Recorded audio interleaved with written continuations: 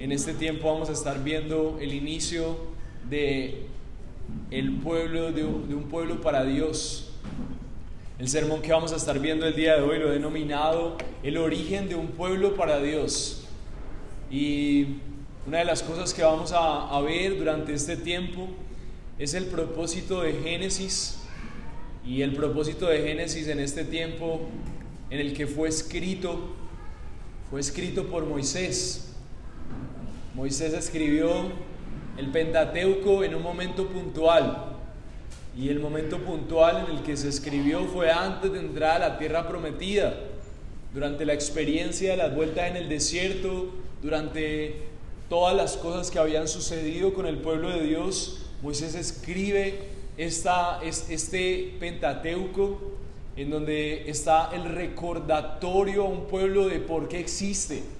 Así que en el momento puntual en donde las bases de nuestra iglesia están consolidándose, mientras predicamos acerca de la supremacía de Cristo y su deidad, para nosotros es muy importante ir al Antiguo Testamento, y tal vez nuestra primera exposición del Antiguo Testamento en esta etapa de plantación, que va a ser muy rico para ver algo muy importante durante este tiempo, y es que hay un equilibrio saludable que toda iglesia tiene que tener, y es el uso de la ley y el uso del evangelio.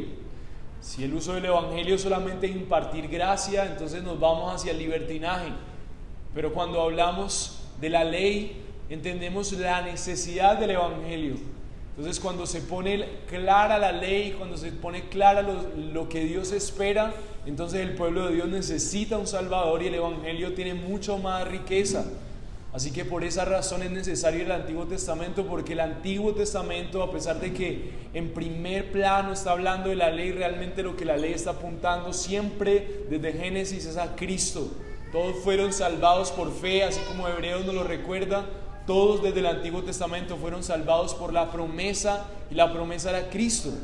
Entonces vamos a orar durante este tiempo para que el Señor use Génesis para que se cumpla el propósito que Dios pensó cuando le dijo a Moisés que escribiera de los orígenes, y es que su pueblo recuerde por qué existe, por qué el ser humano existe, para qué vivimos, por qué hay lo que tenemos en la naturaleza.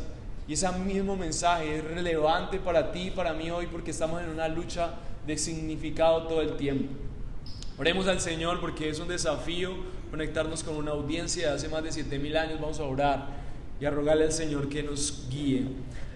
Señor nuestro, qué bueno es saber que tu palabra está en el centro del culto. Te agradecemos por congregarnos alrededor de tus enseñanzas. Sabemos que solamente tu palabra es suficiente para afirmar corazones de pecadores como los nuestros, pero personas que también entienden que son tu pueblo. Señor, hoy descansamos en que somos ese pueblo que tú has llamado, al igual que el pueblo al que te dirigiste desde Génesis.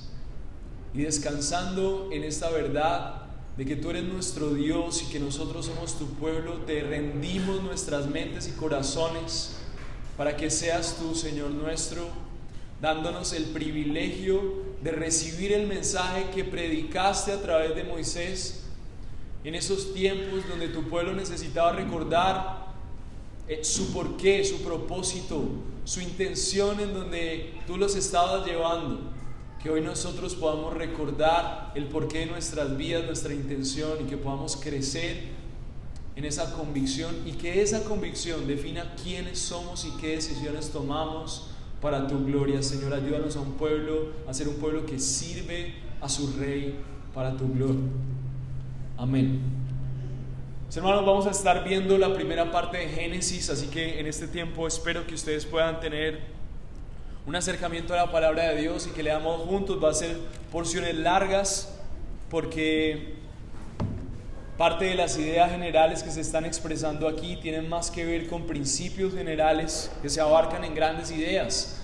Así que vamos a verlo juntos a partir de Génesis 1. Génesis 1:1 dice: en el principio Dios creó los cielos y la tierra. La tierra estaba sin orden y vacía. Las tinieblas cubrían la superficie del abismo. El Espíritu de Dios se movía sobre la superficie de las aguas. Entonces Dios dijo: sea la luz. Y hubo luz. Dios vio que la luz era buena y Dios separó la luz de las tinieblas, y Dios llamó a la luz día y a las tinieblas llamó noche. Y fue la tarde y fue la mañana un día. Entonces dijo Dios: haya pues expansión en medio de las aguas, y separe las aguas de las aguas.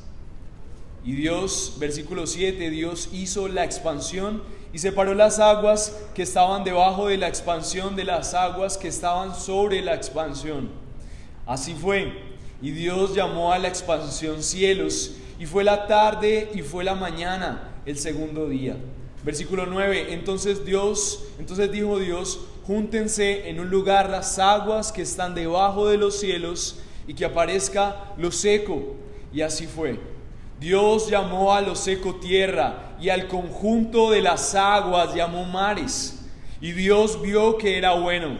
Entonces dijo Dios: produzca la tierra vegetación y hierbas que den semilla, y árboles frutales que den su fruto con su semilla sobre la tierra según su especie.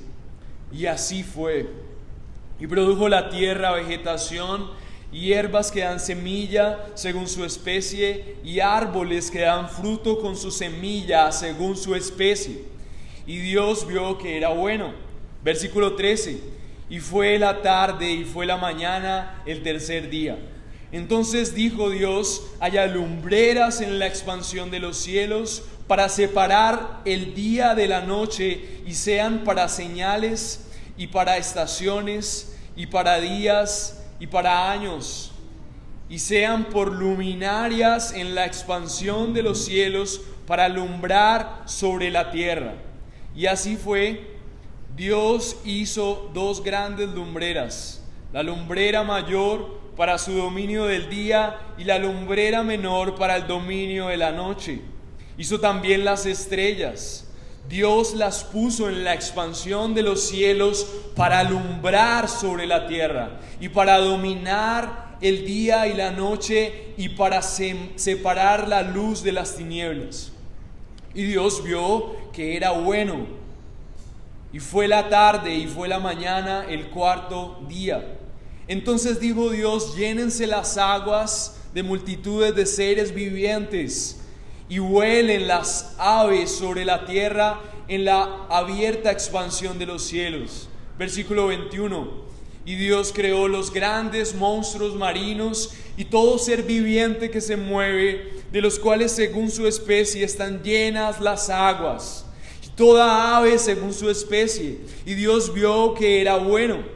Dios los bendijo, diciendo: sean fecundos, multiplíquense, llenen las aguas y los mares, y multiplíquense las aves en la tierra. Y fue la tarde y fue la mañana, el quinto día. Versículo 24. Entonces dijo Dios: produzca la tierra seres vivientes según su especie, ganados, reptiles y animales de la tierra según su especie. Y así fue. Versículo 25. Dios hizo las bestias de la tierra según su especie, y el ganado según su especie, y todo lo que se arrastra sobre la tierra según su especie. Y Dios vio que era bueno. Versículo 26. Y dijo Dios: hagamos al hombre a nuestra imagen, conforme a nuestra semejanza, y ejerza dominio sobre los peces del mar, sobre las aves del cielo, sobre los ganados, sobre toda la tierra, y sobre todo reptil que se arrastra sobre la tierra. Dios creó al hombre a imagen suya, a imagen de Dios lo creó, varón y hembra los creó. Dios los bendijo y les dijo: sean fecundos, multiplíquense, llenen la tierra y sométanla, ejerzan dominio sobre los peces del mar, sobre las aves del cielo, y sobre todo ser viviente que se mueve sobre la tierra. También les dijo Dios: miren, yo les he dado a ustedes toda planta que da semilla que hay en la superficie de toda la tierra, y todo árbol que tiene fruto que da semilla. Esto les servirá de alimento. Y a todo animal de la tierra, a toda ave de los cielos y a todo lo que se mueve sobre la tierra y que tiene vida, les he dado toda planta verde para alimento. Y así fue. Dios vio todo lo que había hecho y era bueno en gran manera, y fue la tarde y fue la mañana el sexto día. Así fueron acabados los cielos y la tierra y todas sus huestes. En el séptimo día ya Dios había completado la obra que había estado haciendo y reposó en el día séptimo de toda su obra que había hecho. Dios bendijo el séptimo día y lo santificó, porque en él reposó de toda la obra que él había creado y había hecho. Versículo 4 del capítulo 2. Estos son los orígenes de los cielos y de la tierra cuando fueron creados. El día en que el Señor Dios hizo la tierra y los cielos. Aún no había ningún arbusto del campo en la tierra, ni había aún brotado ninguna planta del campo, porque el Señor Dios no había enviado lluvia sobre la tierra, ni había hombre para labrar la tierra, pero se levantaba de la tierra un vapor que regaba toda la superficie del suelo. Esta es la palabra de Dios, mis hermanos. Y durante este tiempo nosotros vamos a estar meditando en el propósito de estos inicios, sobre todo para el pueblo al que fue escrito, y luego vamos a hacer un viaje a nuestra realidad. Pero hablando de viajes, recordaba una ilustración que tuve cuando estuve viajando. Estaba en un viaje en otro país, muy entusiasmado por conocer alguna ciudad conocida, y para los que tienen un poco más de conexión con lo que tiene que ver con las cosas tecnológicas, los mapas, el GPS. Los que saben, algunas plataformas digitales para mapas, lo que hacen es usar el internet para descargar los mapas como una información que luego se ve, y muchas veces esos mapas se pueden usar sin navegación. Entonces, como yo estaba en otro país y no tenía este servicio que sirve para que mi internet funcione en otros países, cuando me di cuenta de esto fue una gran oportunidad para saber dónde estaba y hacia dónde dirigirme. Entonces tenía descargado el mapa y yo ya creía que era suficiente para guiarme en una ciudad que nunca jamás había visto, para guiarme en una ciudad que tenía una infraestructura totalmente diferente a mi país, una cultura, otro idioma totalmente diferente. Y recién me bajaba del avión a incursionar y explorar hacia los supuestos lugares hacia donde quería dirigirme, y efectivamente en el mapa me marcaba el lugar hacia donde ir. Pero cuando empezaba mi recorrido, una sorpresa surgió en medio de mi exploración en esas nuevas ciudades. Lo que pasaba era que el mapa era descargado, pero ya que no había navegación por internet, la flechita que indicaba hacia dónde ir no tenía puntero.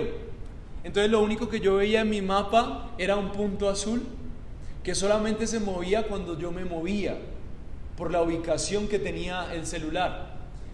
Entonces, cuando yo empiezo a navegar y yo digo la dirección es hacia allá, resulta que yo empezaba a caminar, pero cuando me daba cuenta, el botoncito azul, el puntico azul, se estaba moviendo en una dirección equivocada hacia donde yo quería ir, porque mi relación con respecto al mapa era diferente a lo que realmente estaba pasando en mis pies. El mapa tenía una ubicación aproximada, pero a la ausencia de internet no había una ubicación específica. Entonces me la pasaba todo el tiempo dando 3 pasos para ver si la dirección de esos 3 pasos era una dirección coherente a lo que yo creía. Y entonces me daba cuenta que esos 3 pasos no, y el que me veía parecía un loco devolviéndose hacia el mismo punto, hasta que por ahí a la tercera vez entendía más o menos por dónde ir. Y esto es simplemente una ilustración para conectar que la vida cristiana tiene una ruta clara, tiene un mapa claro, un GPS específico, y nuestra conexión con Dios en la vida cristiana tiene que ver con la claridad y la conexión que tenemos acerca de nosotros mismos con respecto a la palabra de Dios. En pocas palabras, si desde el principio nosotros no tenemos una correcta relación con el propósito de nuestras vidas aquí en la tierra, entonces nuestra vida va a ser así. Nuestra vida cristiana va a ser más como dar 3 pasos y darnos cuenta, Señor, me equivoqué otra vez. Tal vez la relación con la exploración en otro país es muy pequeña, pero en la vida real muchas veces los cristianos estamos como a prueba y error.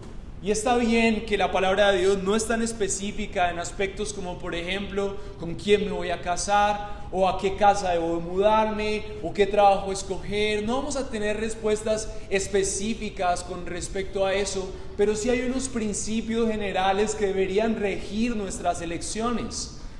Como por ejemplo, si hablamos de una esposa, sabemos que un principio para un hijo de Dios es que no elija a una mujer que no ha nacido de nuevo, porque está en yugo desigual. Pero si no conocemos esos lineamientos, entonces pues vamos a tomar decisiones que van a perjudicar nuestra vida y por lo tanto no vamos a poder glorificar a Dios. Y digamos que ese es un ejemplo muy pequeño, pero la cosa se vuelve realmente grave cuando hablamos de fundamentos muy fundamentales, valga la redundancia, el piso de la fe cristiana. Y por eso Moisés se da la tarea de escribir Génesis, Éxodo, Levítico, Números, Deuteronomio, para que el pueblo de Dios, una vez entrando a la tierra prometida, tuviera directrices claras y fundamentales acerca de cómo comportarse, hacia dónde ir con sus límites, y aún ellos tenían leyes que no solamente eran las leyes morales como los 10 mandamientos, sino también eran leyes ceremoniales acerca de específicamente cómo adorar, leyes cívicas acerca de específicamente cómo la sociedad debería comportarse, y estas leyes regían específicamente a ese pueblo. Sabemos que muchas de las leyes, sobre todo las ceremoniales y las físicas, eran concernientes a ese contexto, pero la ley moral, los 10 mandamientos, gracias a Jesús sabemos que la ley moral sigue vigente y tiene implicaciones para que nosotros determinemos hoy cuáles son nuestras leyes cívicas, cuáles son nuestras leyes ceremoniales, la manera en la que adoramos hoy, y cómo eso realmente tiene relación con la ley moral, y cómo nosotros necesitamos el Evangelio para poder cumplir esa ley y para poder ser un pueblo para la gloria de Dios. Así que Moisés escribe esto porque el temor es que su pueblo no entienda y que sea como un pueblo que mientras da pasos aquí, tratando en buenas intenciones de hacer cosas, pues se desvíe. Y eso es lo que pasa con el cristianismo actual. Le hace falta una conexión con lo que realmente es su propósito principal, y por lo tanto se la pasa escogiendo su camino. En el mejor de los casos habrá gente que da pasos y regresa a la dirección tal vez de la palabra de Dios, que es el GPS cristiano. Pero en el peor de los casos las personas continúan su camino a su manera y están equivocándose, pero en buenas intenciones están ofendiendo a Dios porque están viviendo vidas que son diferentes a lo que Dios planeó y la razón por la cual Dios creó el hombre. Así que por esa razón nosotros en este tiempo vamos a tener un propósito en esta primera porción, recordando la creación que Dios tuvo con la humanidad y con el ser humano. Una de las cosas que vemos aquí es un Dios que tiene una relación como si fuera de rey, creando un mundo para su gloria. Así que el énfasis que vamos a ver durante este tiempo es que nosotros necesitamos ser coherentes a un Dios que es el que creó. Nosotros no nos creamos a nosotros mismos. Una de las conexiones a nuestra realidad actual y para la aplicación de este pueblo que iba a entrar a una tierra prometida, cuando viera todo lo asombroso que tenía en esa tierra, cuando viera la abundancia, cuando viera su poder, recordara que eso no era para ellos.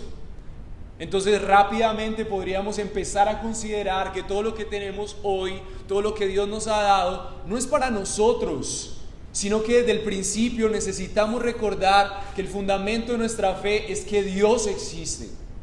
Y si Dios existe, Él es Dios y por lo tanto Él es nuestro Rey, y nuestros propósitos aquí en la tierra giran en torno al propósito principal, que es vivir para Él. Así que la premisa de hoy es: sirve al Rey que te creó y te ha comisionado en el poder de Cristo para multiplicar su gloria. Sirve al Rey que te creó y te ha comisionado en el poder de Cristo para multiplicar su gloria. Vamos a ver el primer punto, que va a ser la voz del rey que gobierna el universo. Lo vamos a ver desde el versículo 1 al 5. Después el punto 2 va a ser el rey que gobierna y crea un mundo bueno para él, versículo 6 al 25. Y después vamos a ver el punto 3, del versículo 26 al 31, el rey que gobierna crea un pueblo para él. Y el último punto va a ser un mundo bueno que necesita ser gobernado por el rey y su pueblo, desde el capítulo 2, desde el versículo 1 al 6. Así que durante este tiempo vamos a estar explorando esto, pero antes de empezar, teniendo en cuenta esto, quiero explicarles cuál es nuestra convicción acerca de Génesis. Hay diferentes posturas del pueblo cristiano acerca de precisamente este texto que vamos a explorar. Hay una postura que dice que cuando se habla de los días que Dios creó, exponen que tal vez esos días es como dice la palabra, que para Dios un día son 1000 años, así que podríamos estar hablando de que cada día es 1000 años.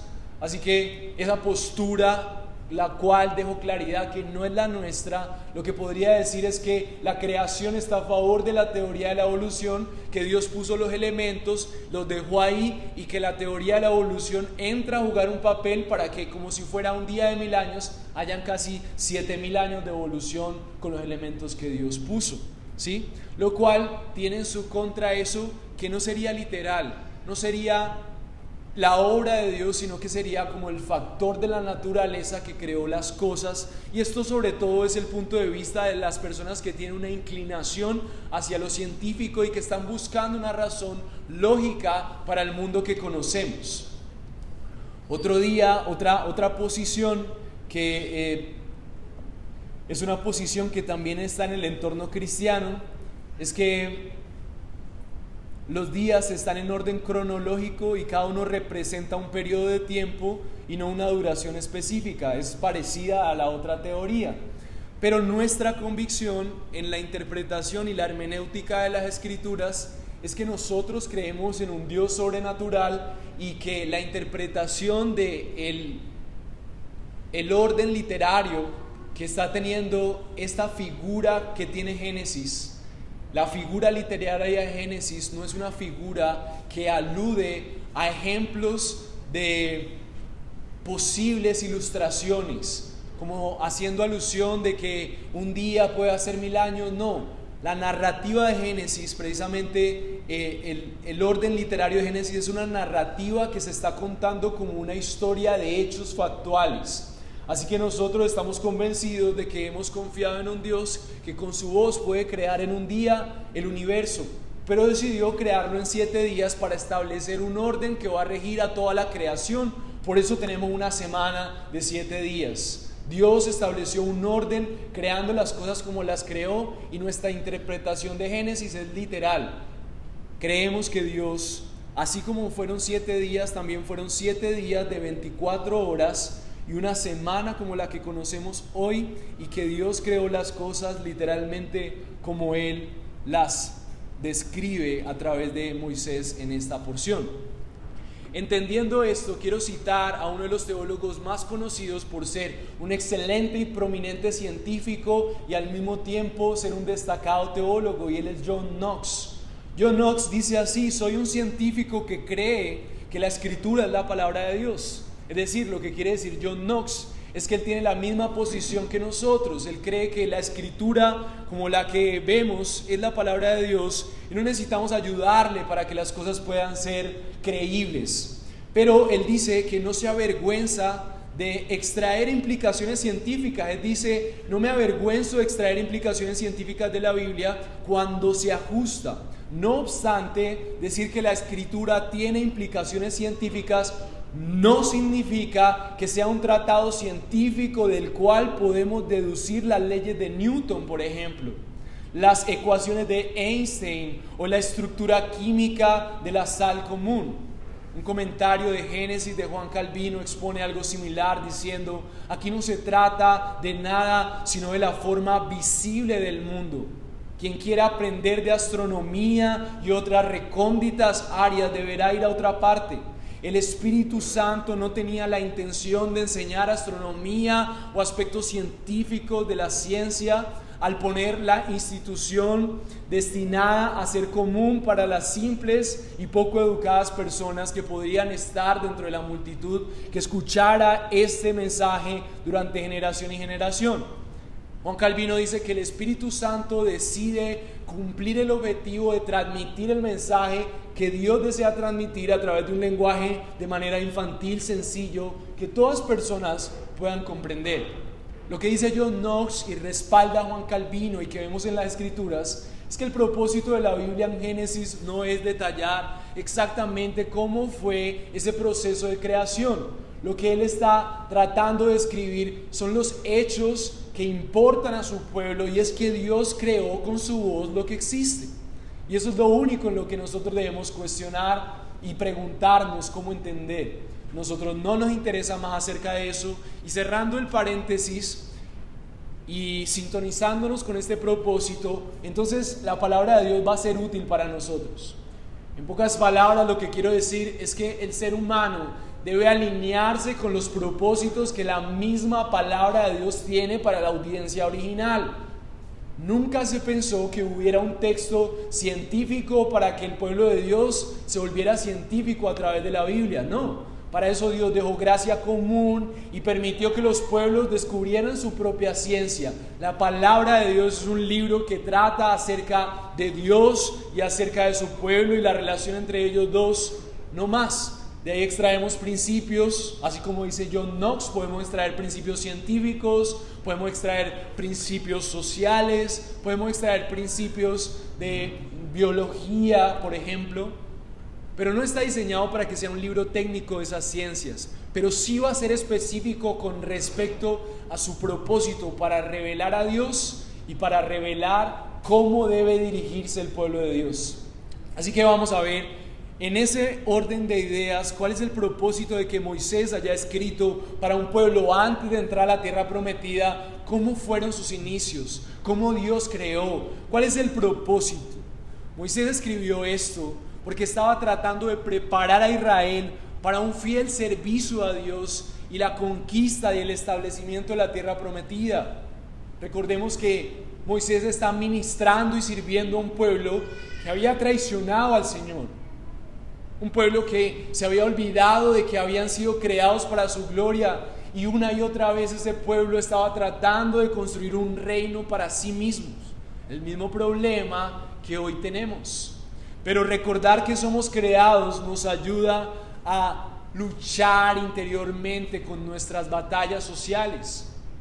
Por ejemplo, sabemos que lo fácil para Dios no fue liberar a su pueblo de la opresión del imperio más poderoso en Egipto.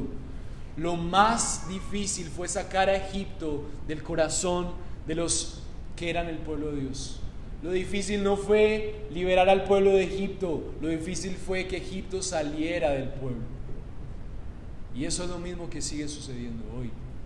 Necesitamos saber el propósito por el cual Dios nos ha creado, para que nosotros no seamos convencidos por el Egipto que nos rodea. Y el propósito de Moisés precisamente era recordar a su pueblo, al pueblo de Dios, por qué ellos debían vivir, cuál era la razón de existir, de organizarse, cuál era su propósito.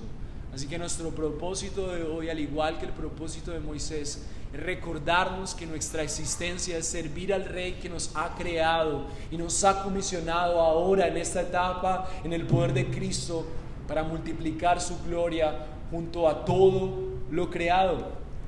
El primer punto entonces será lo que había mencionado ahora, la voz del Dios que gobierna el mundo para su gloria.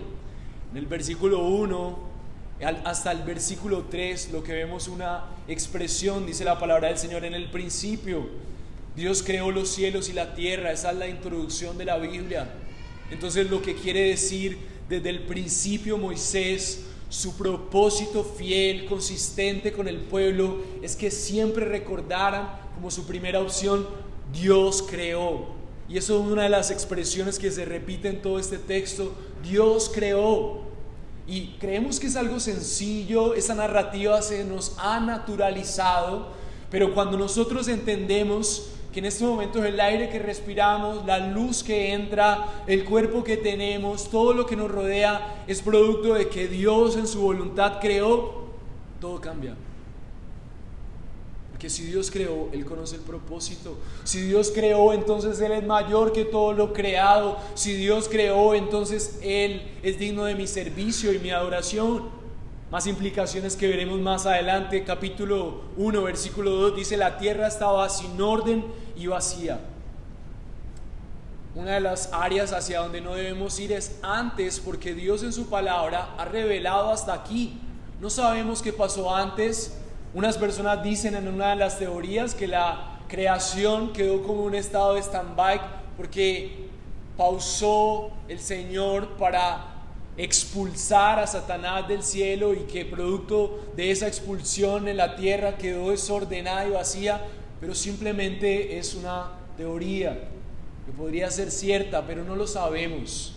Y parte de lo que la Biblia nos enseña es que nuestra revelación es limitada.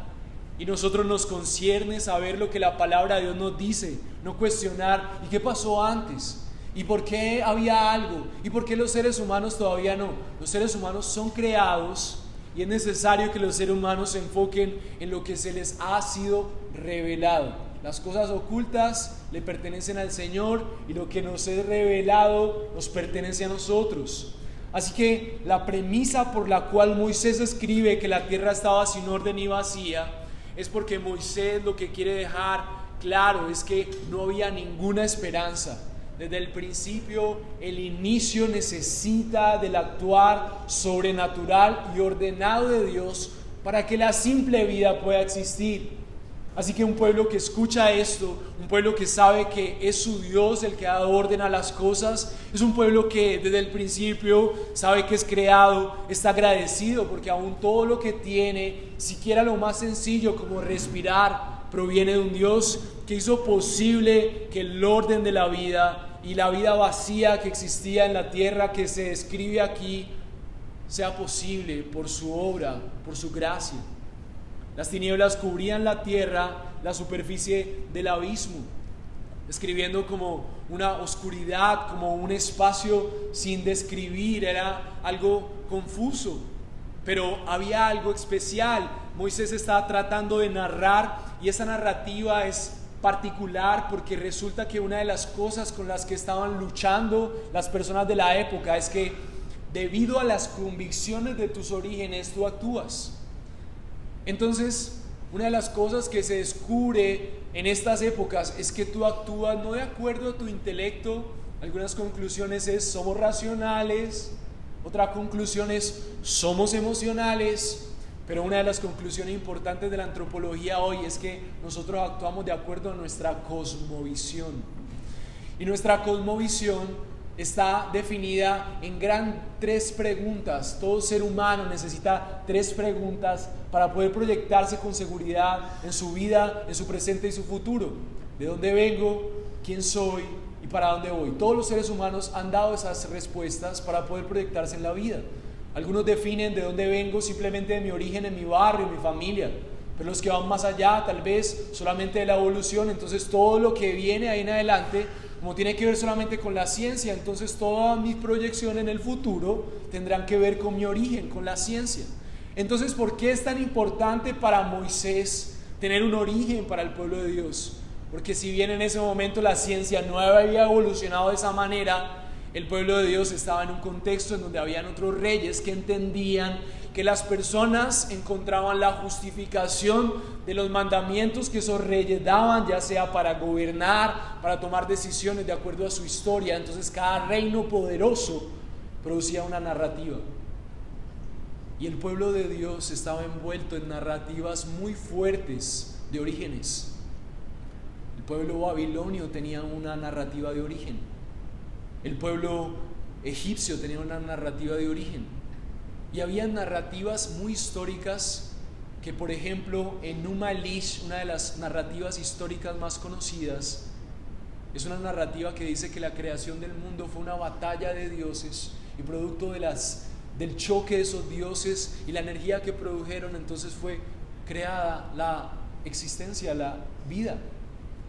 Y entonces, ¿Cuál es la razón de una humanidad que viene producto de la crisis entre dioses? Es una humanidad en crisis.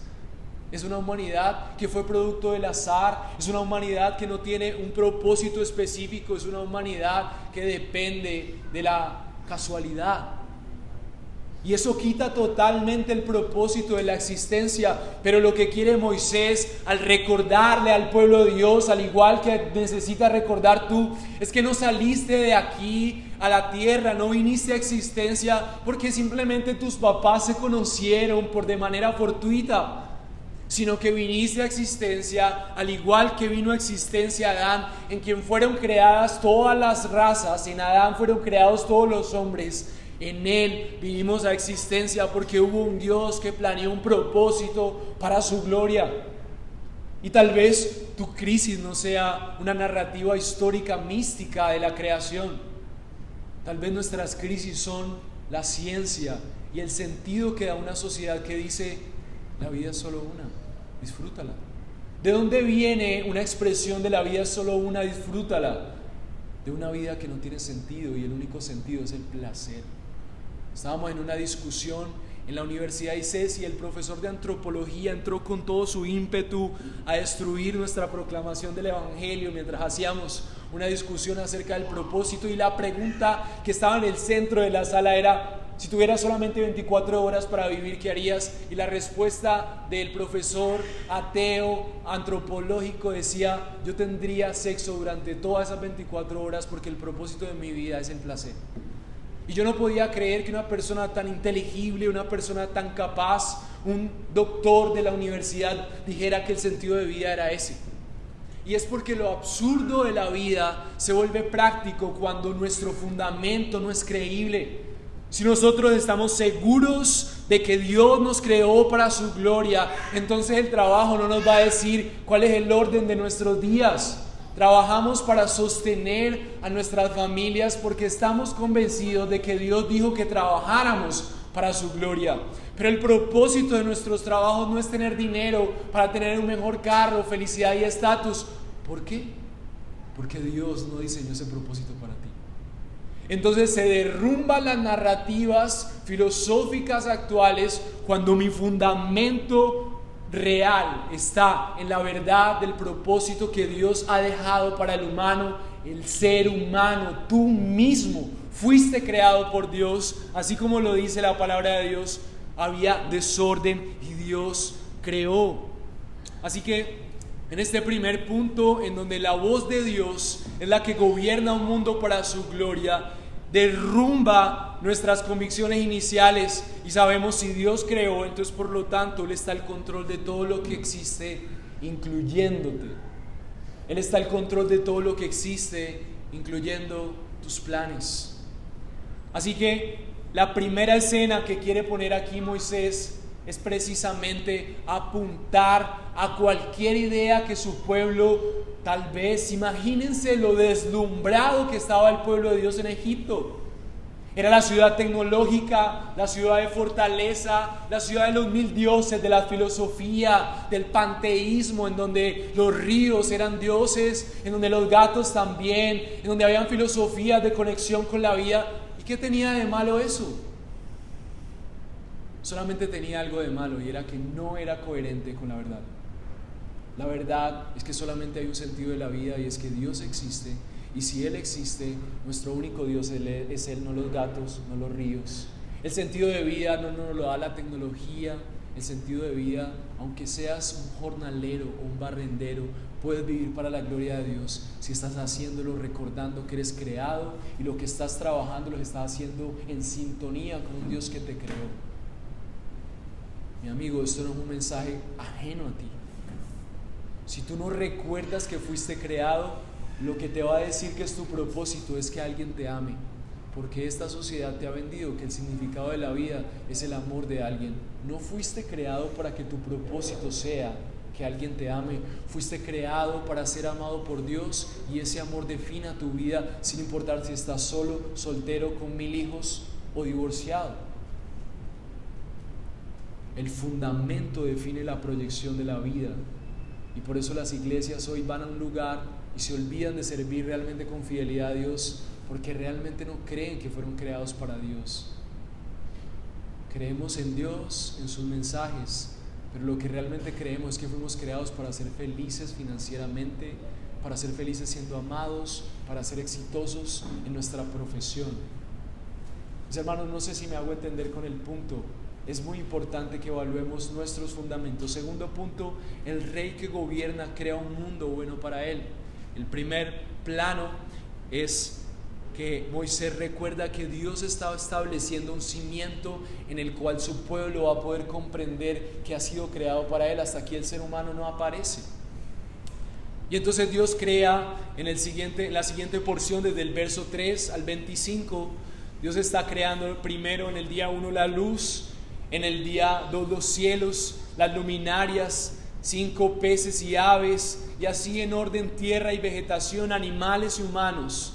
Y a final de cada triada de estos días, Él está diciendo siempre es bueno. Él está diciendo primero, Dios dijo, lo que tienen en común cada una de estas creaciones, Dios dijo, y después dijo, sea entonces la tierra, multiplíquense. Después entonces de esa orden, Él dice, entonces fue así. O sea, la tierra y lo creado, los órdenes físicos respondieron a la voz de un Dios que con su palabra puede crear vida, y al final dijo, es bueno. Al final dijo, es bueno. Y cuando Dios dice que es bueno, estamos frente a algo que realmente nosotros nunca hemos visto. Ni el mejor de los paisajes que hemos visto en este momento se compara a la hermosura que Dios creó en ese momento. El pecado ha afectado la creación, la contaminación. El pecado cambió el orden mundial. Pero lo que estaba ahí en ese momento era realmente asombroso. Pero ni siquiera era el centro de lo creado. Isaías 40, 12, 14 dice: ¿quién midió las aguas en el hueco de su mano? Con su palmo tomó la medida de los cielos, con 1/3 de la medida calculó el polvo de la tierra, pesó los montes con la báscula y las colinas con balanza. ¿Quién hizo esto? Solo un Dios todopoderoso, capaz de crear, puede medir con su mano todo lo creado. Es una forma en la que Moisés está inspirando a su pueblo a humillarse ante la soberanía, ante la grandeza y al poder de aquel que lo ha creado todo. El Salmo 33:6 dice: por la palabra de Jehová fueron hechos los cielos y todo el ejército de ellos por el aliento de su boca. Es un texto que respalda la interpretación literal. Ha sido la palabra de Dios, dice el Salmo, por la palabra de Jehová fueron hechos los cielos, que ha excluido todo Big Bang, que ha excluido todo teoría de la evolución, que ha excluido todo extraterrestre viniendo a crear. La palabra de Jehová fueron hechos los cielos y todo el ejército de ellos por el aliento de su boca. Todo lo creado es una señal de la grandeza de nuestro Dios y una preparación para ti, para que recuerdes quién está detrás de lo que respiras, comes y disfrutas cada uno de tus días. Sirve al Rey que te creó. Sirve al Rey que te creó y te ha comisionado en el poder de Cristo para multiplicar esa gloria que Él ha creado. Nosotros deberíamos entonces, como aplicación, ser los más conservadores de la naturaleza. Cada vez que veamos un arco iris, recordar el pacto que Dios hizo de no inundar más la tierra, recordar lo que está detrás de cada atardecer. Un Dios lleno de arte, hermosura, que ha manifestado en su lienzo la grandeza de su poder para que tú vivas para su gloria y recuerdes que no te creaste a ti mismo, sino que Él creó todo lo que existe. La razón de tu vida es servirle, porque Él te creó con ese propósito. Todos los demás propósitos se derrumban por valiosos que sean, así sea tener una familia hermosa. Si está primero que servir al Señor, entonces necesita ser reordenado. No solo lo que es, sino lo que nosotros seremos, se lo debemos a un Dios que ha creado todo. La supremacía de un Dios que con su voz crea debe controlar nuestra vida. Somos creados. Y una de las características importantes aquí es que Dios está actuando como un rey y todo lo creado es su reino. Todo lo creado es el lugar en donde Él gobierna. Por lo tanto, cada vez que un pájaro canta, está rindiendo honor a su creación, porque desde el principio Dios ordenó que el pájaro cantara de la manera en que canta. Cada vez que vemos una hormiguita en el parque cargando la medida de esa hoja, recordamos la hermosura de Dios, porque nos recuerda que Dios diseñó la hormiga trabajadora, como lo recuerda Proverbios. Y la hormiga está haciendo exactamente lo que el Rey Creador le dijo que hiciera. Y todo lo que existe, el salir del sol, las montañas, el color de las montañas, el color del cielo, y todo lo que vemos, la gloria al Señor desde sus colores hasta en su marchitar, porque Dios creó todo lo que existe. Hay asombro, hay gloria a Él. Todo lo creado nos grita que el cielo anuncia su gloria, el firmamento proclama la hermosura de su majestad. No hay cabida para otro fundamento. Los científicos no han podido llegar a la conclusión del inicio, porque el inicio es algo que no pueden meter en sus laboratorios. Dios es más grande que la ciencia. Él es la ciencia misma. ¿Cuál es nuestra respuesta? Sirve al Rey que te creó, y Él te ha comisionado en el poder de Cristo para multiplicar su gloria. Así que Moisés recuerda que mientras Dios crea, también está estableciendo un orden, y tenemos 7 días.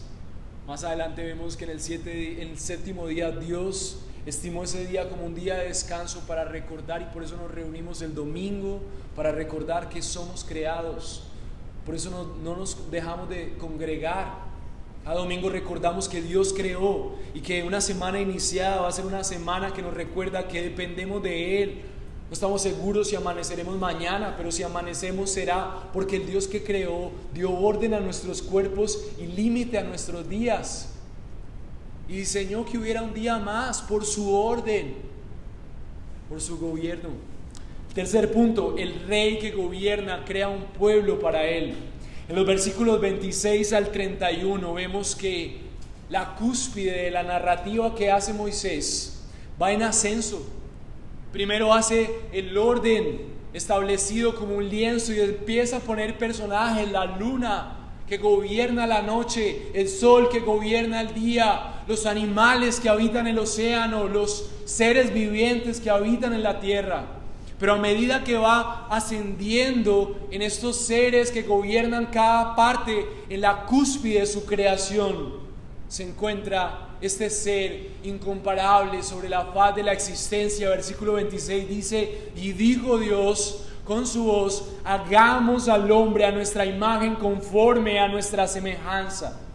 Y esta expresión es muy importante para nosotros en nuestra aplicación como iglesia hoy, porque resulta que quien está creando es Dios.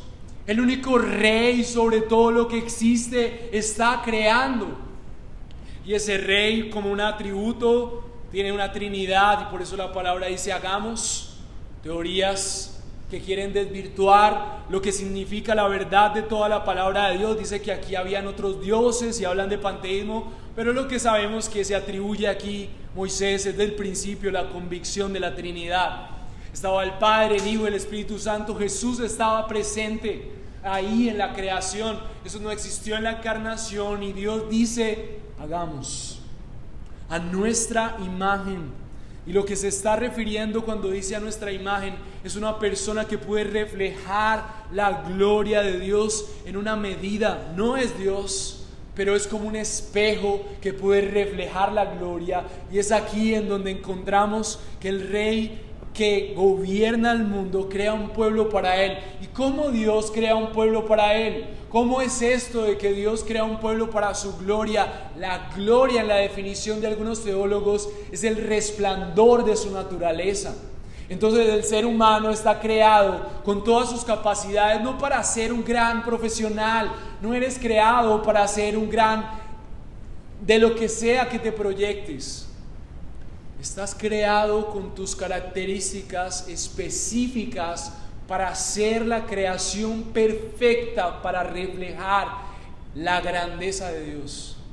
Por eso somos inteligentes, por eso tenemos capacidad de reproducirnos, por eso hablamos, por eso pensamos, porque Dios nos creó para que nosotros pudiéramos reflejar esa imagen y plasmó esa imagen. Por eso lo más atroz, por eso lo más asqueroso, por eso lo más detestable y lo más aborrecible para una persona que entiende su origen es el pecado. Porque el pecado, como dice Romanos 3:23, le roba el propósito al ser humano de poder vivir la razón para la que fue creado. El ser humano queda sediento de propósito y tiene que buscarlo en cosas vacías, vanas y tontas, como el dinero, como el amor de un hombre, como una proyección económica y profesional que solo se quedará hasta tu esfuerzo y frustración, porque nunca serás el mejor hombre de la historia. El ser humano solamente es satisfecho cuando puede vivir por esta frase que cambia y que da sentido y orden a todo lo creado. El hombre es coherente a lo que Dios dijo: hagamos al hombre a nuestra imagen. Conforme, está conformado a nuestra semejanza, es semejante, es similar. Y hay un punto y coma en el texto. Hay algo a lo que Moisés va a hacer énfasis de todo ese reflejo, que es muy importante para nuestra comprensión de este texto hoy. Y él dice: ejerza dominio sobre los peces del mar, sobre las aves del cielo, sobre los ganados, sobre la tierra y sobre todo reptil que se arrastra. Dios creó el hombre a imagen suya, a imagen de Dios lo creó. Varón y hembra los creó. Él está pensando en el hombre y la mujer como dos personas que pueden reflejar indistintamente su imagen. Los dos tienen la misma capacidad de reflejar la gloria de Dios. Después nos vamos a dar cuenta, este no es el sermón, pero en nuestra iglesia necesitamos crecer en que nuestra sociedad nos ha hecho creer que el hecho de que el hombre y la mujer no hagan lo mismo quiere decir desprecio o menosprecio. Para el Señor simplemente son formas diferentes en las que la gloria de Dios se va a manifestar en el mundo. Y si el hombre lidera y la mujer apoya ese liderazgo y Dios lo determinó así como creador, entonces no está mal ni es menos, porque eso sería que Dios sería injusto. Pero Dios creó una mujer con sus cualidades, delicada con sus características, y al hombre con sus otras características, y cada uno de los mandatos en cada rol glorifica a Dios en la misma medida si cada uno de esos roles corresponde al diseño que Dios ha hecho.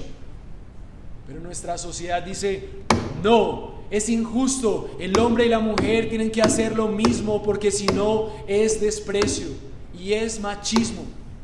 ¿Por qué la sociedad puede decir eso? Porque la sociedad no tiene la convicción de que Dios creó. Y en la cosmovisión de la sociedad, su orden es que lo justo es que el hombre y la mujer hagan lo mismo porque ellos son Dios. Y el feminismo ha dicho entonces: la justicia es que el hombre y la mujer hagan exactamente lo mismo, eso será justo. ¿Quién cree ahí? Pero es absurdo, porque el ser humano no puede definir lo que es justo. Lo que es justo lo determina el Creador.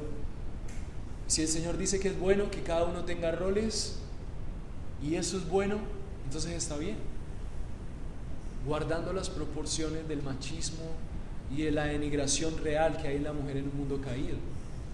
Pero el mundo caído no nos debe llevar a reclamar derechos al estilo del humanismo, sino debe ser reclamado al estilo del diseño de Dios.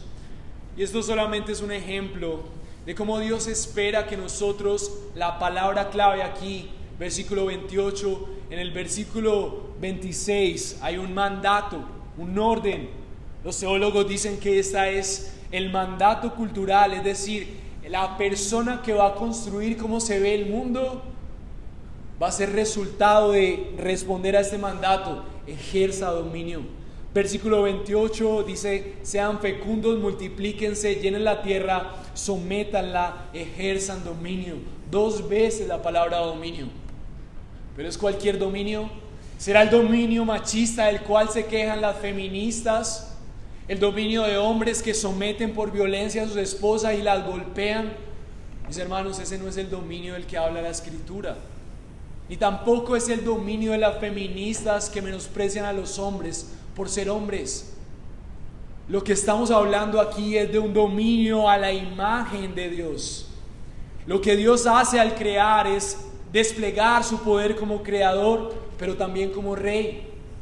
Entonces lo que Dios espera al crear un pueblo para Él es que ellos sean esos cogobernantes. El ser humano fue creado para gobernar en nombre de Dios y bajo su autoridad todo lo creado. Y cuando el mundo creado y cuando el ser humano gobierne y fructifique como Dios espera, entonces no habrá opresión para la mujer, entonces no habrá contaminación, entonces no habrá mujeres exigiendo por violencia sus derechos, no habrá hombres sometiendo por violencia a sus familias. ¿Cuál es el problema de la sociedad? No que nos haga fuerza en la justicia social, que nos haga falta de fuerza en la justicia social. El verdadero problema de la humanidad y de la iglesia misma es que se le ha olvidado que Dios había dejado un mandato de que nosotros pudiéramos someter la creación como líderes de ella, hombre y mujer juntos en un mismo sentido, gobernar al estilo del Dios bueno, misericordioso y fiel que hoy tenemos. Entonces, Dios ha creado un pueblo para Él, pero la cosa importante que Él quiere dejar claro a través de Moisés es que ese pueblo debe gobernar al estilo de Dios. Para eso necesita claramente tener una relación muy directa con el rey, conocer lo que es el carácter del rey, conocer sus leyes, lo que Él espera. Y asimismo, ese pueblo, entonces, más adelante veremos, estará en una relación de pacto. La creación es la plataforma para el primer pacto que Dios hace con la creación. Es el pacto que los teólogos denominan el pacto de obras, en donde Dios se compromete a desplegar toda su gracia a través de su creación, todas las bendiciones de tener un pueblo, pero su pueblo corresponde al mandato que Él ha hecho desde el principio de reflejar su imagen y multiplicar ese jardín en toda la tierra. Así que sirve al Rey que te creó y te ha comisionado con el poder de Cristo para multiplicar su gloria. Esa es la razón de tu existir. Si estudiamos profesiones, será para aportar a esto. Si tenemos familias, será para aportar a esto. Si vamos a la iglesia, será para ponernos de acuerdo y aportar a esto. La relación del Evangelio y la ley que vemos aquí es claramente comprender que Dios esperaba un pueblo que pudiera responder a esto. Parecía sencillo ante tal hermosura de la creación que el ser humano correspondiera por toda su vida a decir: Dios, yo gobierno junto contigo, yo multiplico tu hermosura, yo te respeto porque es evidente que tú eres Dios. Pero adelantándonos un poco, todos conocemos la historia. Lo atroz, lo tenebroso, lo triste y lo lamentable es que el ser humano no pudo corresponder ante tal belleza y ante tal privilegio. Entonces la ley que vemos en este pacto inicial, este pacto primigenio de la historia, es que Dios se comprometió a ser un Dios fiel y bueno y bondadoso, solamente si ellos pudieran ser ese pueblo que multiplicara, fructificara y sometiera conforme a su gobierno. Pero el ser humano decidió tomar las decisiones que solamente el rey podía tomar. El pecado entró al mundo y el ser humano perdió la capacidad de reflejar la gloria de Dios.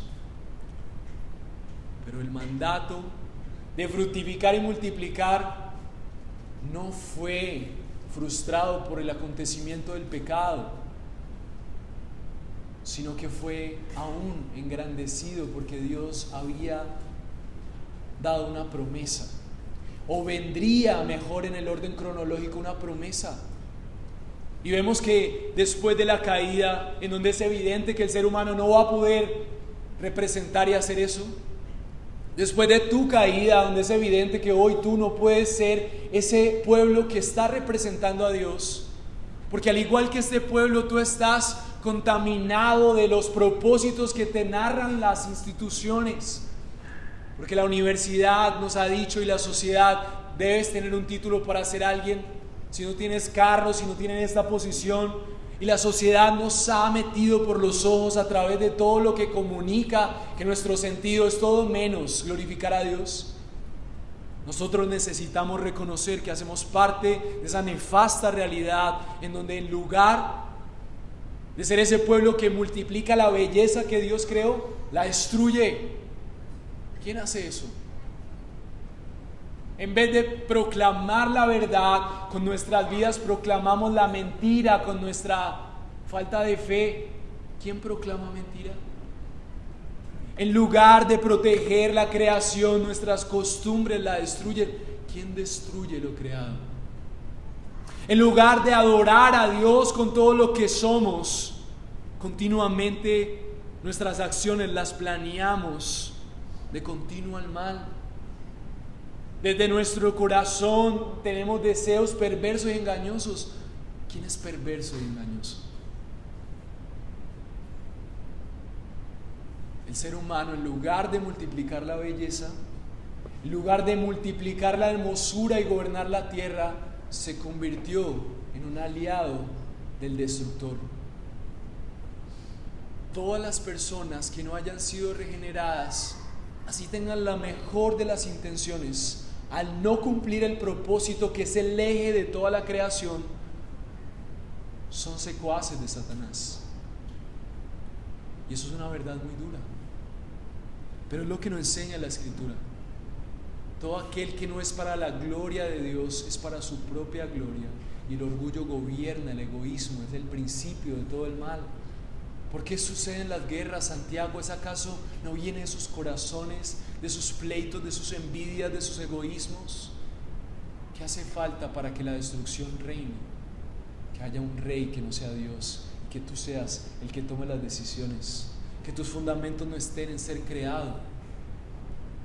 Pero el Señor ha sido fiel a su propio plan, a su propia gloria. Y justo después de la caída, Dios deja revelado su verdadero plan, y era que iba a venir un descendiente de la mujer. En medio de la caída, momentos, tal vez el infierno celebró que ya la gloria de Dios no era manifestada, que las tinieblas cubrirían el mundo, que Satanás se convertiría el rey en poco de la tierra. Pero justo después de la caída, el sol resplandeciente, así como lo narra Moisés, en medio de las tinieblas, la destrucción, el desorden, Dios le encanta transformarlo todo y hace la promesa del Evangelio. Y aunque vamos a ver esto en capítulos anteriores, quiero conectar esta escena en donde Dios dijo que fructificara al hombre, donde le dijo que gobernara. Recuerda que esto es una relación con la promesa que Dios hizo de su Evangelio. Su Evangelio nos recuerda que desde siempre Dios proveyó a aquel hombre que sí fructificaría la hermosura del rey.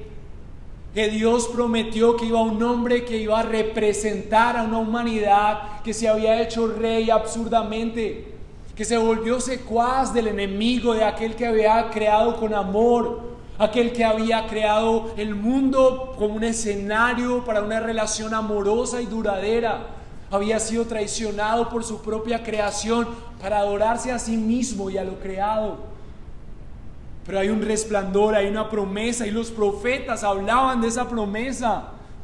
Daniel 7:13 nos recuerda esto, dice: miraba yo en la visión de la noche, y he aquí en las nubes del cielo venía uno, como un hijo del hombre, que vino hasta el anciano de días, y le hicieron acercarse delante de él, y le fue dado dominio, gloria, reino, para que todos los pueblos, naciones, lenguas le sirvieran. Su dominio es un dominio eterno, que nunca pasará, y su reino uno que no será destruido. La buena noticia es que frente a nuestra caída y frente a nuestra traición a un Dios que nos había comisionado para multiplicar su hermosura, Él ya tenía una promesa prevista desde antes de la creación del universo, de que iba a haber uno, y ese uno era el Señor Jesucristo, tomando forma humana para representarnos en nuestra traición. Y cuando vino a hacerse hombre, Él fue el hombre que multiplicó la hermosura de Dios, pudo representar como un sol de justicia la gloria del Rey de Reyes, a recordarnos que somos creados y todo fue puesto bajo sus pies y Él reina. Esta historia nos recuerda que el Evangelio es la salida a esa ley que no pudimos cumplir. Isaías 9:6 añade valor a esas promesas, porque un niño nos ha nacido, un hijo nos ha sido dado, la soberanía reposará sobre sus hombros, Él llamará su nombre admirable, consejero, Dios poderoso, Padre eterno, príncipe de paz. Uno de los atributos de Jesús es atributo de rey, de gobernante. Los pueblos y las naciones le servirán, dice Daniel. Isaías dice, Él tendrá como un niño, pero reposará la soberanía sobre sus hombros. Es decir, Él va a gobernar como Adán no lo pudo hacer. Él va a gobernar. Y como si fuera un propósito invertido en donde lo bello ya estaba y había que multiplicarlo y después gobernar sobre él, ahora Jesús necesita establecer su gobierno sobre todo lo creado, y algo hermoso sucede que aplica para ti. Lucas 1:33 dice que hay una promesa eterna, y reina sobre la casa de Jacob para siempre, y su reino no tendrá fin. Jesús se fue y ascendió a los cielos, Él sigue gobernando. Pero ¿cómo es posible que en este mundo creado todavía podamos ver de manera práctica cumplido ese mandamiento que vimos en Génesis? Mateo 28:18, como el último escenario de lo que fue Jesús y su ministerio, dice así: y acercándose Jesús les habló diciendo: toda autoridad me da en el cielo y la tierra. El escenario del único hombre que pudo recuperar el lugar que Adán perdió por su traición. Entonces Jesús toma ese lugar, y entonces con la potestad que le da, entonces recrea el Edén. Lo asombroso de la historia se repite. Dios vuelve a dar la oportunidad y dice: id pues y hacer discípulos a todas las naciones, bautizándolos en el nombre del Padre, del Hijo y del Espíritu Santo, enseñándoles a guardar todo lo que los he mandado, y aquí yo estoy con vosotros todos los días hasta el fin del mundo. La hermosa historia es que Dios sigue llamando a su pueblo, pero esta vez el llamado va con el poder de Cristo mismo, acompañando a las personas que fueron creadas para gobernar y reflejar su gloria, pero esta vez lo harán con el poder del único que pudo gobernar y fructificar la gloria de Dios. Así que nuestra aplicación directa es que nosotros somos desde ya ese nuevo Adán en Cristo. Cristo es el mejor y verdadero Adán, que sí pudo multiplicar la belleza de Dios, que sí pudo gobernar lo creado conforme al Rey verdadero. Pero no solamente se quedó ahí. Todos aquellos que confían en Él reciben su misma presencia para multiplicar la hermosura, para reflejar su gloria cuando tienen familias, mientras adoran, mientras tienen trabajos, mientras se enfrentan a la sociedad, mientras se proyectan como hombres, mientras son mujeres, mientras son hijos, mientras son niños. Reflejan la gloria de Dios. Y Dios restaura lo creado y multiplica su belleza a través de su iglesia. ¿Por qué estamos exponiendo el libro de Génesis? Somos una iglesia que está fortaleciendo, que está avanzando, pero necesitamos entender la importancia de nuestro llamamiento. No es cualquier llamamiento, no estamos aquí para recibir un mensaje bonito y moral. Somos el nuevo Adán en manos de Cristo. Cristo es el nuevo Adán y nos da el poder de fructificar su gloria y gobernar sobre la tierra, no para buscar la justicia a través de la sociedad, a través de la derecha, a través de la izquierda. Es el Evangelio mismo el que puede restaurar todo lo que existe. Romanos 8:19, miren lo que dice: porque el anhelo ardiente de la creación es aguardar a la manifestación de los hijos de Dios. Porque la creación fue sujeta a vanidad, no por su propia voluntad, sino por causa del que la sujetó en esperanza. Porque también la creación misma será liberada de la esclavitud de la corrupción a la libertad gloriosa de los hijos de Dios. Lo que dice Romanos, mis hermanos, es que aún la creación, aún todo lo que existe está esperando tu manifestación. Está esperando lo que Cristo hará a través de tu vida. Tú puedes estar convencido de que la razón por la que Jesús murió y resucitó es para que tú tuvieras una vida que aún la creación agradeciera. Que todo lo que existe da gracias porque la iglesia está presente. La única razón por la que este mundo no ha sido destruido es porque Dios tiene un plan con su pueblo aquí. Y Él vendrá a restaurar todas las cosas, pero empezó con su pueblo y la libertad que su pueblo ha recibido para revelar la gloria de Dios, después también la tendrá la creación. Pero el ser humano, pero su pueblo, pero su iglesia como el objeto de la gracia especial de Dios, ha recibido la libertad primero para que glorifiquemos a Dios revirtiendo la caída. Lo que pasó en el Edén es que el ser humano no fue obediente, no tuvo la capacidad, pero ahora la ley que nos fue dada no solamente nos muestra que somos culpables por no cumplirla, porque el error no solamente fue de Adán, el error es tuyo cada vez que la razón de vivir es conseguir dinero, cada vez que la razón de vivir es tu estabilidad, cada vez que la razón de vivir es ser amado. Tú sigues multiplicando el error de Adán, pero no solamente muestra nuestras tinieblas, sino que también muestra la esperanza, y es que la ley debe ser cumplida, la ley moral debe ser cumplida, y los principios que hay en Génesis como el matrimonio siguen vigentes hasta hoy. El sol y la tierra nacen, siguen vigentes hasta hoy. La semana sigue vigente hasta hoy. Así que el pacto primigenio seguirá vigente con un pueblo diseñado y creado para vivir para la gloria de Dios, y Dios lo ha hecho de una mejor y verdadera manera a través de la iglesia.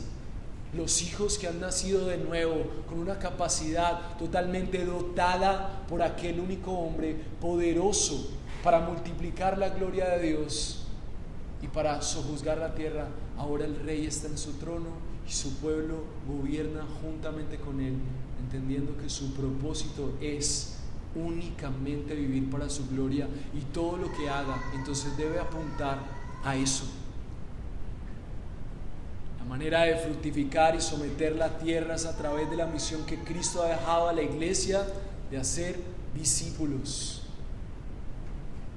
porque es la manera única en la que podemos responder a multiplicar la hermosura de Dios.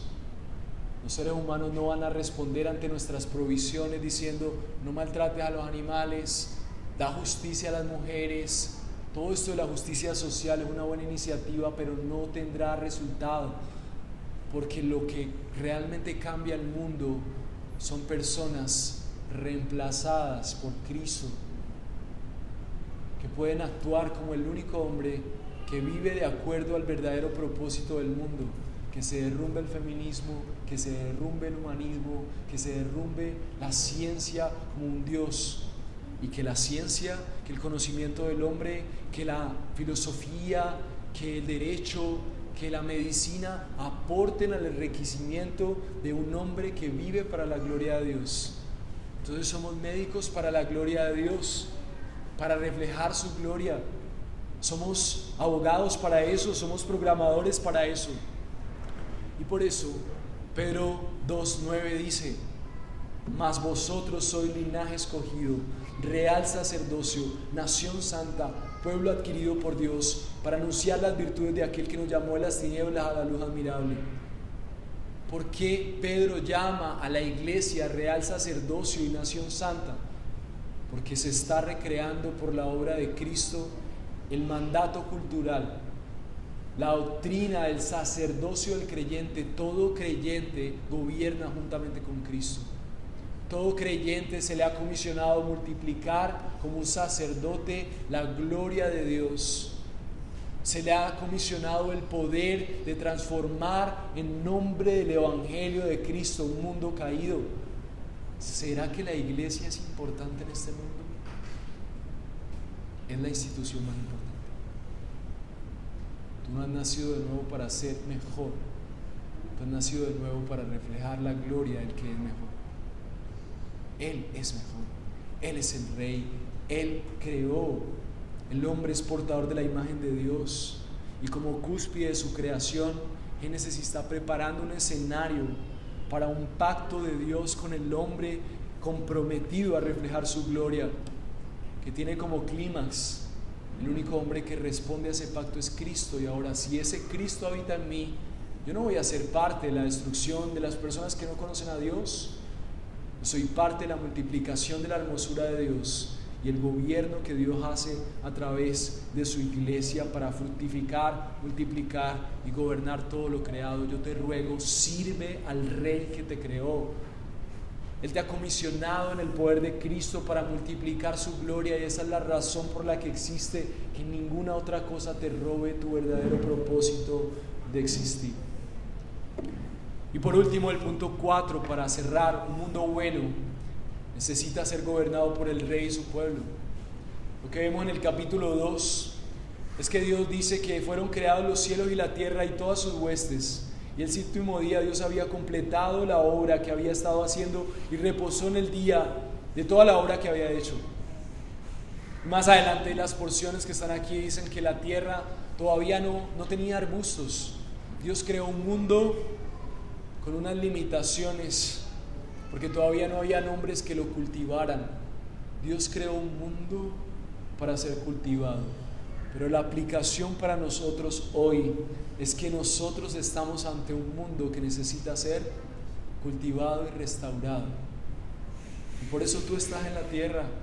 La única razón por la que si has creído en Dios y has nacido de nuevo y estás aquí es porque todavía aquí hay mucho que fructificar y multiplicar. Y la iglesia es la institución que, si bien no va a transformar todo lo que existe a una teocracia, nosotros no creemos esto. Creemos que el mundo va a ir de mal en peor hasta que el Rey regrese, pero Dios va a usar a su pueblo para fructificar y multiplicar su gloria con aquellos que Él ha llamado en el momento indicado, de la manera indicada. Así que la pregunta es: ¿dónde estás situado en tu mapa cristiano? ¿Eres como ese turista perdido, solamente tomando algunas pistas? Dios quiere que yo deje la fornicación, y entonces la dejo. Dios quiere que yo haga esto, y entonces son pequeñas pistas, pero realmente tu mapa no está guiado por el verdadero propósito, que es vivir para la gloria de Dios. ¿Qué es lo que le da sentido a tu vida? ¿Qué es ese algo que si no estuviera tú no serías igual? ¿Tu trabajo? ¿El amor? ¿La misma teología? ¿Tu familia? ¿Qué pasaría si tu familia dejara de ser? Ya no podrías vivir para la gloria de Dios. Sería una crisis muy dura. Yo estaría muy mal. Yo no sabría qué hacer. Yo realmente no sabría cómo responder. Pero tendría una verdad, y es que aún en el sufrimiento podemos dar gloria a Dios, porque el propósito máximo no es nuestra familia. El propósito máximo no son nuestras profesiones, ni siquiera el amor mismo. El propósito máximo es que aún en medio de cualquier realidad, yo he sido creado para reflejar la gloria de Dios. Eso puede ser real en la peor de las enfermedades, en el peor de los contextos, en la guerra más ferviente. Así que una aplicación práctica es: conoce a tu Dios y lo que su gobierno y sus mandamientos quieren. Más tiempo con su palabra te revelará cuál es el propósito de Dios para tu vida. Pero también Si Dios está recreando las cosas ahora a través en este pacto, a través de la iglesia, comprométete con un grupo de creyentes que está haciendo esto. Aunque parezca que no es así, estamos en un lugar ruinoso, a veces con calor, iniciando una iglesia, parece que fuera algo insignificante. Aquí se están estableciendo los cimientos de los ciudadanos que van a fructificar la gloria de Dios. Y cuando Cristo, el verdadero Rey, vuelva, lo único que va a importar es cuánto entendiste de este lugar que parecía insignificante. Para Cristo, tu dinero, tu éxito y los propósitos sociales van a quedar en nada. Y lo único que va a importar es cuánto tú fuiste coherente a ese lugar, a ese llamado que Dios está haciéndole a su pueblo de fructificar y multiplicar. Conoce a la iglesia, comprométete con ella. Sé pastoreable. Déjate guiar por la iglesia, por aquellos que Dios ha dispuesto también para fructificar en los corazones de aquellos que han creído el camino que Dios ha dispuesto. ¿Cuál es tu mapa?